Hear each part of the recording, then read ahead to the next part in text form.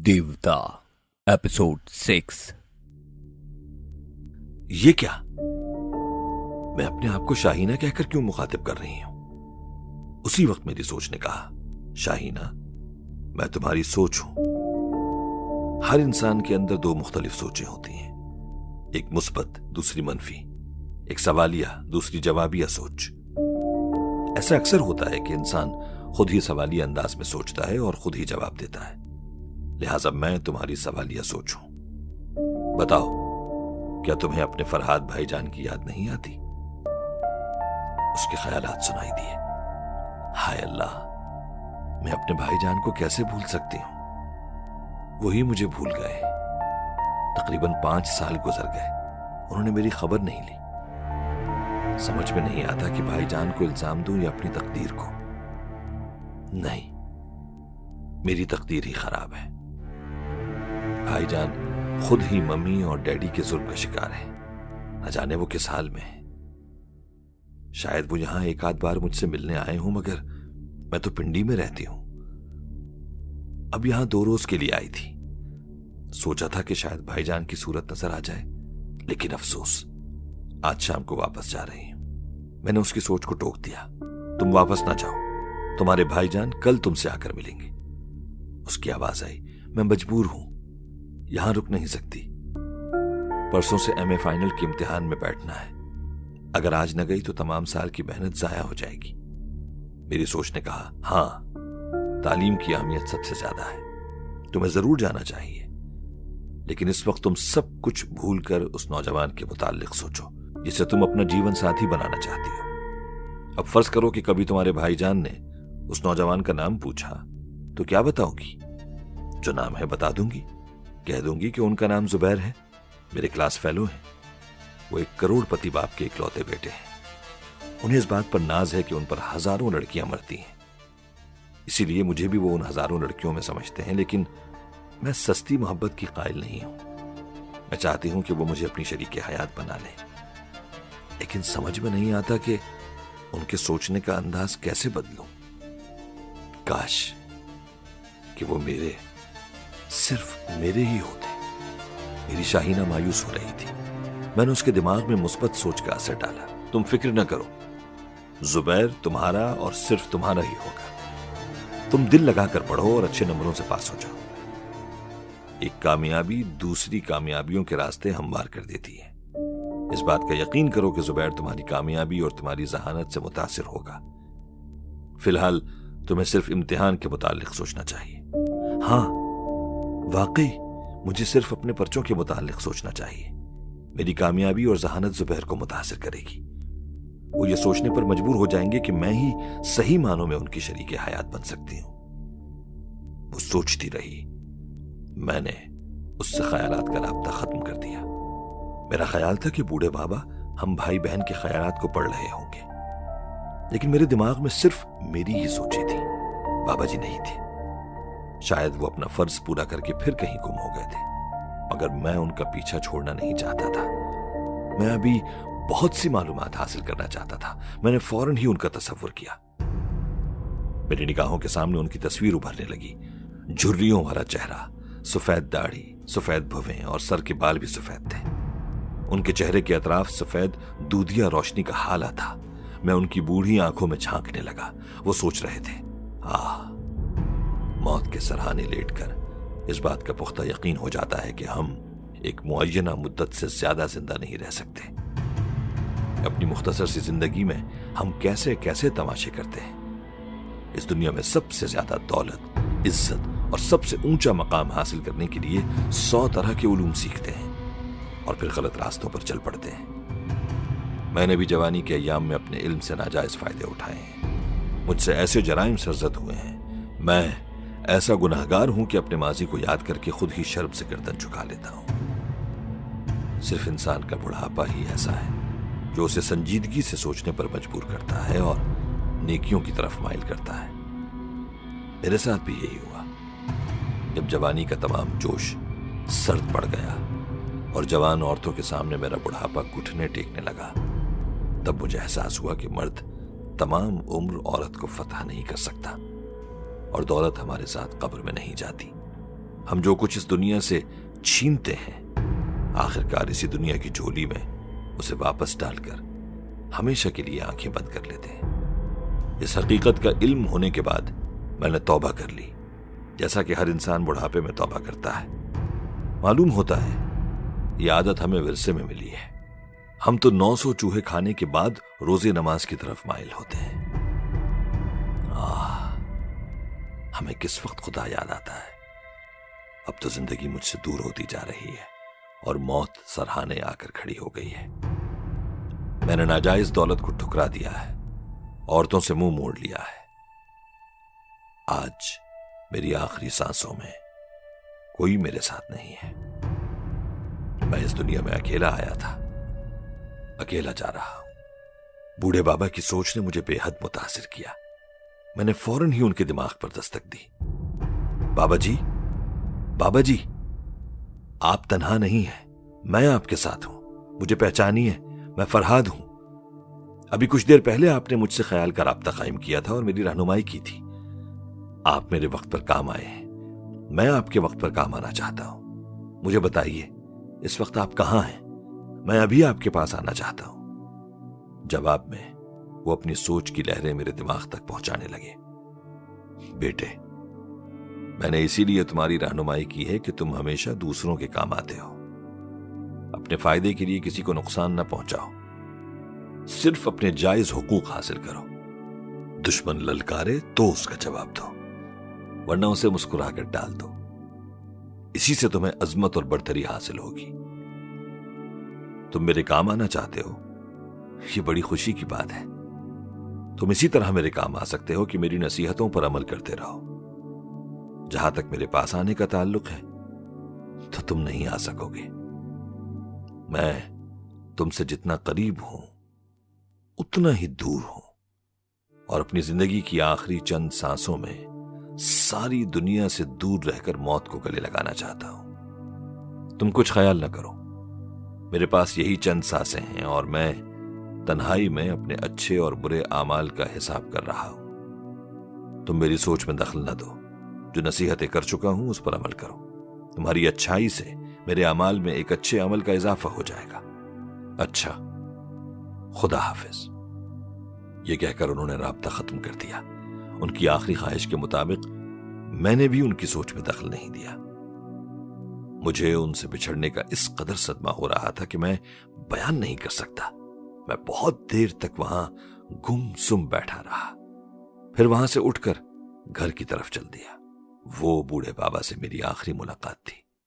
بہرحال بابا جی نے مجھ میں اتنا حوصلہ اور خود اعتمادی بڑھا دی تھی کہ میں اپنے طور پر خیال خوانی کے علم میں عبور حاصل کرنے لگا۔ میرا دماغ ریڈیو سیٹ کی طرح مکمل ہوتا گیا، جس میں دنیا جہان کی آوازیں بھری ہوتی ہیں۔ ریڈیو کے کانٹے کو جس اسٹیشن پر لگایا جائے صرف اسی اسٹیشن کی آواز سنائی دیتی ہے۔ میرے دماغ میں بھی ایک کانٹا تھا جسے توجہ کہتے ہیں۔ میں اپنی توجہ کو جس ہستی کے تصور پر مرکوز کر دیتا، اسی ہستی کی سوچ کی لہریں میری قوت سماعت تک پہنچنے لگتی۔ یہی عمل خیال خوانی یا ٹیلی پیتھی کہلاتا ہے۔ میں مسلسل محنتوں اور کاوشوں کے بعد اس مقام تک پہنچ گیا کہ میلوں دور بیٹھی ہوئی کسی بھی ہستی سے دماغی رابطہ قائم کرنے لگا۔ صرف ایک شاہینہ ایسی تھی جس سے میں رابطہ قائم نہ کر سکا، کیونکہ وہ سینکڑوں میل دور پنڈی میں رہتی تھی۔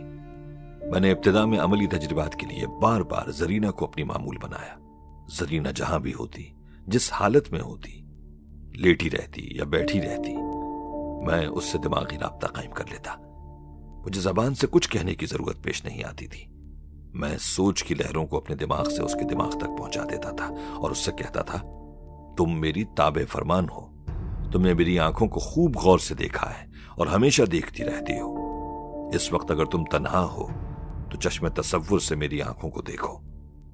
اس کی سوچ کی لہریں میرے دماغ تک پہنچی۔ ہاں، میں تنہا ہوں، تمہاری آنکھوں کو اپنے سامنے دیکھ رہی ہوں۔ شمع کی لوح کی طرح تمہاری آنکھیں سلگ رہی ہیں۔ اللہ، میں کیا کروں؟ مجھے ڈر لگ رہا ہے۔ ڈرنے کی ضرورت نہیں ہے، میں نے کبھی تمہیں نقصان نہیں پہنچایا ہے۔ تم میری محسنہ ہو اور اب تمہارے احسانات کا بدلہ چکانے کا وقت آ گیا ہے۔ میں تمہیں اتنی دولت دوں گا کہ تم इतनी दौलत का कभी तसव्वुर भी नहीं कर सकती। बस ये आखिरी तजर्बा है, इसके बाद मैं तुम्हें ज़हमत नहीं दूंगा। मेरा वो आखिरी तजर्बा भी कामयाब रहा। वो मेरी मामूला बनने के बाद मेरे हर हुक्म की तामील करती रही। इस अमल के दौरान उसकी आंखें खुली रहीं। वो चश्मे तसव्वुर में मेरी आंखों को देखती रही और मेरी सोच के ज़ेरे असर चलते फिरते मेरा काम करती रही। ऐसे वक्त में मैं किसी को कत्ल करने का हुक्म देता तो वो बेदरेगो बिला तामुल उसे कत्ल कर देती। बहरहाल मेरी ज़हनियत मुजरिमाना नहीं थी, वरना आज से 5 साल पहले ही मैं अपने चचा को कत्ल कर देता। मगर अब मुझ में ऐसी सलाहियतें पैदा हो गई थी कि मैं खून खराबे के बगैर अपनी ज़मीनें और ज़मीनों से हासिल की हुई दौलत और जायदाद उनसे वापस ले सकता था। मैं अब तक एक लड़की पर तजर्बात करता रहा और अपनी सलाहियतें आजमाता रहा। फिर यह सिलसिला मैंने ख़त्म कर दिया। एक मुद्दत के बाद अपनी महदूद दुनिया से बाहर आ गया। दूसरे लफ्जों में यूं कहना चाहिए कि मैं पहली बार उस वसी दुनिया के मैदान में आ गया जहां कितने ही हंगामे और कदम कदम पर ललकारने वाले अनजाने दुश्मन मेरा इंतजार कर रहे थे। मेरा पहला टारगेट मेरे चचा जान थे। एक शाम में लॉरेंस गार्डन में जरा वक्त गुजारने चला आया। मैं अक्सर जहनी सुकून और दिमागी तरावत हासिल करने यहां चला आता था। यहां की सरसब्ज़ व शादाब फजा और रंग बरंगे फूलों के माहौल में सारी थकन और परेशानियां दूर हो जाती थी। मुस्कुराती हुई हसीनाओं के गुलरंग चेहरे, उड़ते हुए आंचल और महकती हुई अदाएं मेरे दिलो दिमाग के दरीचे खोल देती थीं और उनमें झांक कर कहती थीं कि तुम्हारे इल्म व अमल के आगे जहां और भी हैं, और वो जहान रंगबू सिर्फ हमारी जुल्फों में है। कभी इस जहान में भी कदम रखकर देखो। हाँ, मैंने खुद को बहुत संभाला था। घर में एक नौखेज हसीना थी, इसके बावजूद अपने जज्बात को कुचलता रहा था। मेरे अंदर कितने तूफान मचल रहे थे यह मैं जानता था, और यह भी जानता था कि जब भी ये जज्बाती तूफान मेरे जब्त के बंधन तोड़कर निकलेंगे, मैं एक तिनके की तरह इनकी जद में आ जाऊंगा और अपने अज़ाइम की तकमील का फिर कोई रास्ता मुझे नहीं मिलेगा। मैं तकरीबन 1 घंटे तक फूलों की अंजुमन में खरामा खरामा टहलता रहा। फिर गार्डन के एक दूर उफ्तादा गोशे में आ गया। रात की स्याही रफ्ता रफ्ता फैलती जा रही थी। इस तरफ किसी के आने का इम्कान नहीं था। मैं एक झाड़ी के पीछे आकर घास के फर्श पर पलथी मारकर बैठ गया, अपने दोनों हाथ घुटनों पर रख लिए और मराकबे में चला गया। मेरा रुख शिमाल की जानिब था।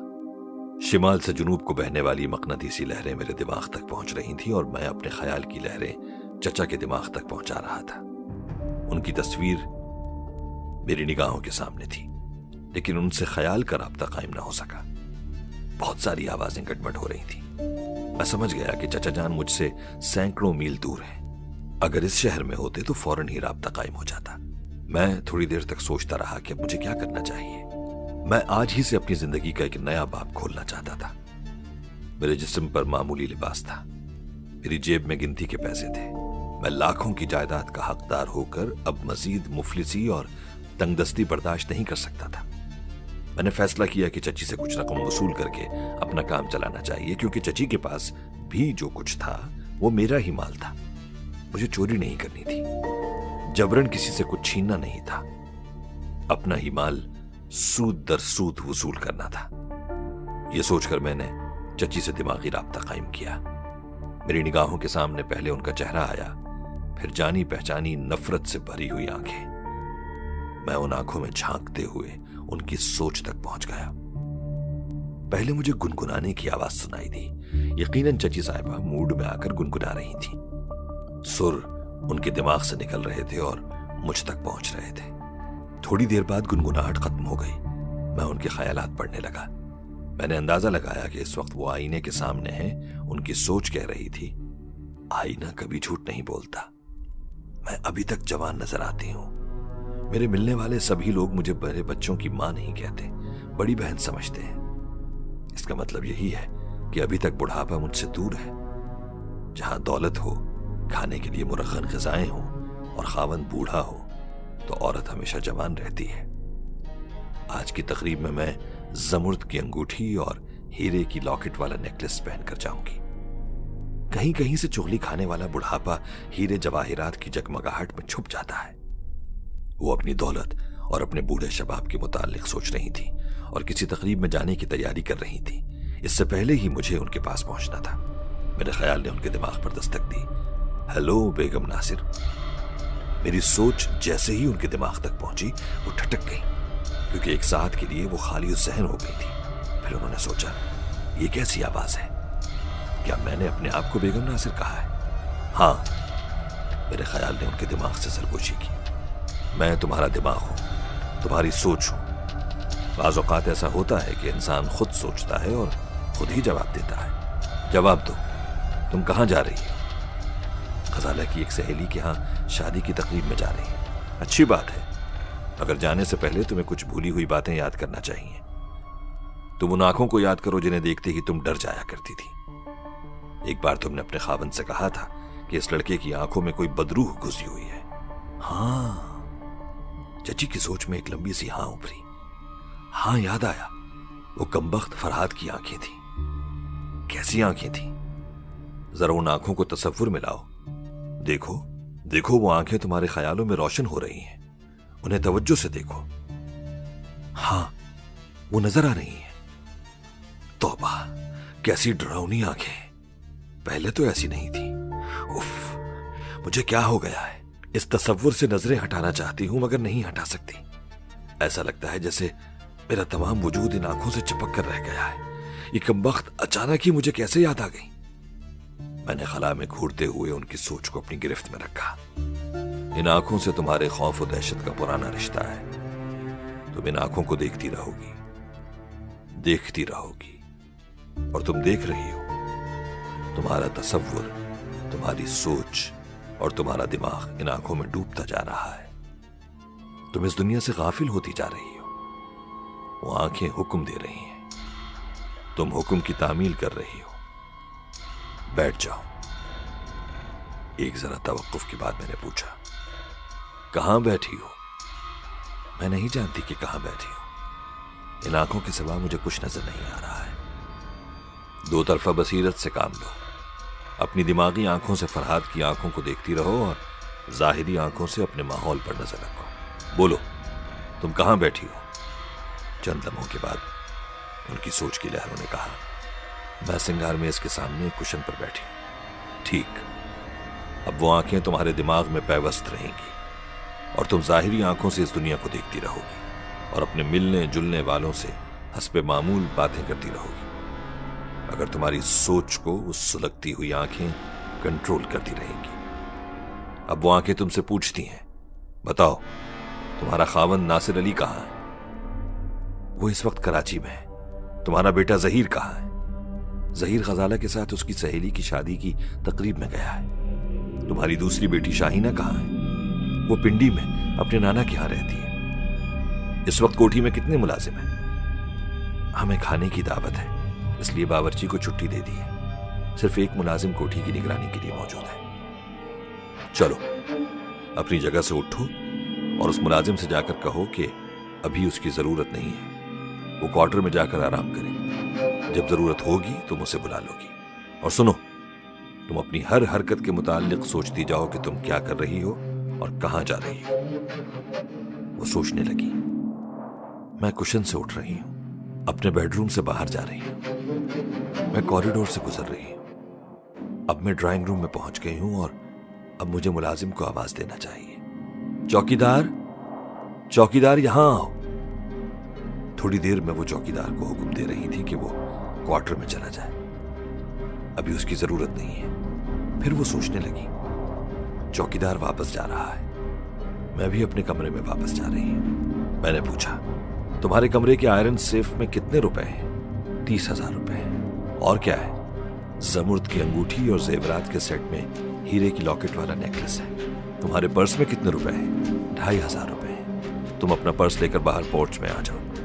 वहां एक अजनबी टैक्सी में आ रहा है। तुम उसे पहचानती हो लेकिन उसे नहीं पहचानोगी। तुम्हारी याददाश्त से वक्ती तौर पर उसका चेहरा गुम हो जाएगा, लिहाजा वो तुम्हारे लिए एक अजनबी होगा। तुम्हें उस टैक्सी का किराया अदा करना है। बोलो, जब तक वो ना आए तुम पोर्च में खड़ी उसका इंतजार करती रहोगी। हाँ, मैं इंतजार करती रहूंगी। अच्छा, वो आ रहा है, पोर्च की तरफ जाओ। उर्दू अदब की तारीख का सबसे बड़ा सस्पेंस नॉवेल अब आपकी समातों के लिए देवता।